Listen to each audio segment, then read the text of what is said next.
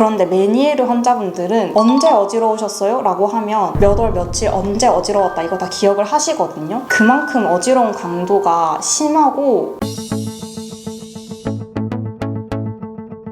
안녕하세요. 여러분 일상의 안정을 찾아드리는 한방 이비인후과 전문의 김지희입니다. 날씨가 좀 많이 따뜻해졌잖아요. 어디 많이 돌아다니세요? 집에만 있습니다. 집에서 요새 할 게 너무 많아가지고. 저는 가끔씩 집에 있으면 이게 좀 멍할 때가 많아요. 머리도 멍하고 눈도 약간 초점 없는 듯한 느낌? 네. 그리고 침 놔드릴게요. 네. 네? 침 놔드릴게요. 저는 좀 할인 좀 되나요? 아, 그냥 해드리죠. 없네요. 개그하신 거예요? 아니 진짜 찾아온 건데. 밤에 진짜 최악의 시스템을 하고 있어요.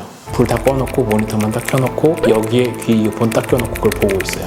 그러시면 안 돼요. 약간 어지러우면서 귀가 이렇게 멍할 때가 있어요. 처음 느꼈어요. 대표 원장님이신 민니아 원장님한테 전화드렸었는데 그거 메니에르라고 얘기를 하시더라고요. 그래서 제가 오늘 메니에르를 주제로 갖고 왔는데 메니에르에 대해서 한번 말씀해 주세요. 메니에르 증후군, 메니에르 병이라고 해서 메니에르라는 단어 자체는 되게 익숙하시죠? 네네. 이게 메니에르가 사실 사람 이름이거든요. 프랑스 의사 이름이에요. 프랑스 의사가 칼 갖고 있으면 메니 에르메스예요?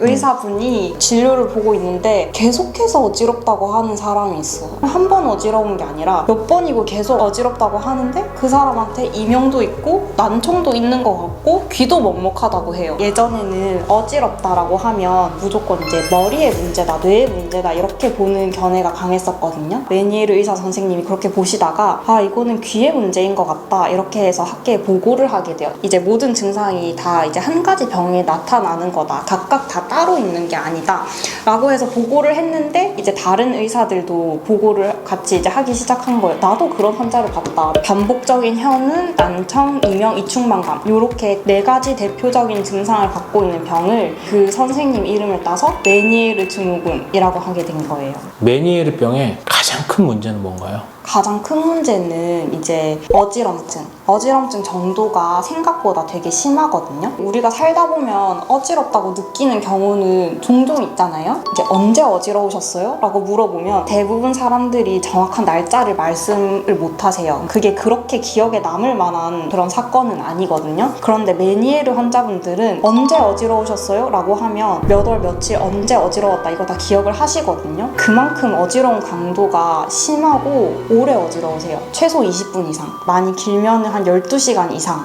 어지럼증이 지속이 된다고 하는데 이제 그 어지럼증의 정도가 매우 심하기 때문에 그게 저는 제일 큰 문제라고 생각이 들고, 어지럼 발작이 올 때마다 이제 뭐 변동성의 난청, 청력 저하도 같이 오는데 이런 증상들이 계속 재발을 하거든요. 재발을 하면 할수록 세포 손상이 커져서 청력 저하가 점점점 안 좋아져요. 청력 저하가 쭉 지속될 수도 있기 때문에 저는 그게 가장 큰 문제라고 생각합니다.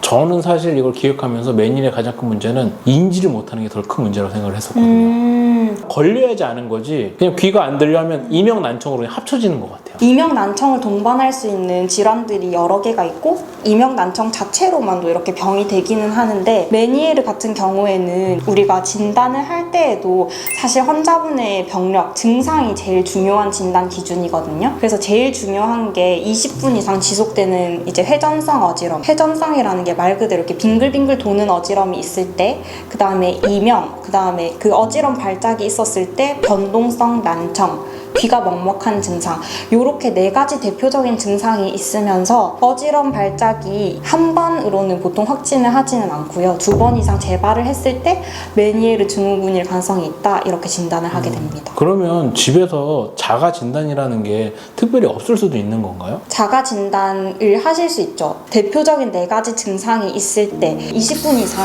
가는 어지럼증이 재발을 했다, 거기에 이명이랑 난청이랑 변동성의 난청까지 있다 이러시면은 사실 메니에르 증후군을 의심을 할 수는 있죠. 저는 이게 어지럼증의 정도가 매우 심하기 때문에 대부분 환자분들이 병원에 가보실 거라고 생각은 드는데, 어지러울 수도 있지라고 그냥 무던하게 넘겨버리신다면 이제 그 다음번 재발을 또 겪으실 수는 있을 것 같아요. 예방법은 따로 있을까요? 예방을 적극적으로 하시려면 생활 습관의 관리가 제일 중요하거든요. 아까 전에도 말씀드렸지만 스트레스, 그다음에 잠이 부족한 것, 육체적으로 과로하는 것. 메니에르병에서 제일 중요하게 말씀드리는 거는 염분이 높은 식사를 피하시라고 말씀을 드리거든요.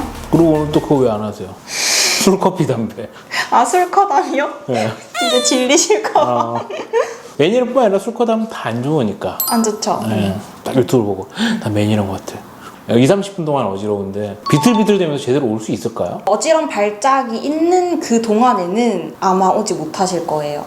그런데 이제 그 어지러움을 느끼시는 게 메니에르를 귀에 온 고혈압이라고도 표현을 하는데 달팽이관 안에 내림프액이 흐르는데 걔네들이 이제 뭐 어떠한 이유로 많이 생성이 되던지 흡수되는 게 떨어지던지 뭐 혈행에 문제가 생겼다. 내 림프액이 점점 이렇게 압력을 주다가 빵 터져버리거든요. 그때 이제 주변에 있는 내위에 있는 세포들에도 영향을 주고 하기 때문에 어지럼증, 이명 이런 것들이 같이 발생을 할 수가 있어요. 메니에르 걸려서 오신 분들이 오면 치료하는 방법들이 있을까요? 치료하는 방법이 사실 예방하는 방법과 근본적으로는 같다라고 말씀을 드리는 게 그 증상 발작을 예방을 하고 줄이는 데에는 사실 염분 피하시고 술커담 피하시는 거 요게 제일 근본적인 치료법이자 예방법이에요. 저희가 치료를 할 때 환자분들마다 이제 병이 오게 된 배경이 각각 다르기 때문에 환자분들마다 기본적인 약 처방은 조금 다르게 들어가는 면이 있고요. 어쨌든 발생한 기관은 달팽이관, 내이라는 것들은 동일하기 때문에 뭐 침치료나 약침치료 이런 거는 이제 귀 주변으로 같이 들어가게 됩니다. 오늘 메니에르에 대해서 이야기를 하셨는데 참 전문적으로 좀 얘기 잘해주신 것 같아요. 정리해서 말씀해 주신다면? 메니에르 병을 일단 앓으시는 분들이 제일 좀 우울해 하시는 게 나을 수가 없다. 평생 이제 재발하면서 악화하는 거다. 이렇게 많이들 알고 계시거든요. 의사와 환자가 함께 노력한다면 이제 메니에르도 치료할 수 있는 병이기 때문에 너무 혼자서 괴로워하지 마시고 꼭 병원에 내원하셔서 같이 적극적으로 치료하셨으면 좋겠습니다. 감사합니다.